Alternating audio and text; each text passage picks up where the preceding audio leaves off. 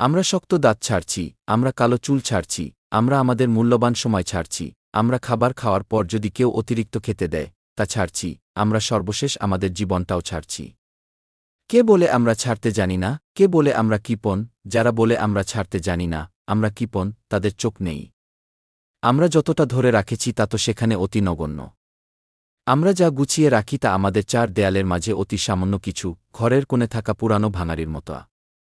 আমরা বড়টাকে ছেড়ে দিয়েছি, সেটা মূর্খামি হতে পারে, ছোটটা ধরে রাখা স্বার্থপর নয়। বড়টা ছাড়তে জানলে ছোটটা গ্রহণে এমন কি আসে যায়?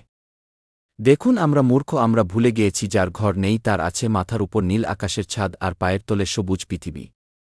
অথচ আমরা ভুল করে চার দেয়ালে ঢুকে হাত পা গুছিয়ে কিছু ভাঙাড়ি রেখে তার হিসাব করছি বারংবার। আপনি ভাবছেন আমি কেন বারবার ভাঙাড়ি বলছি?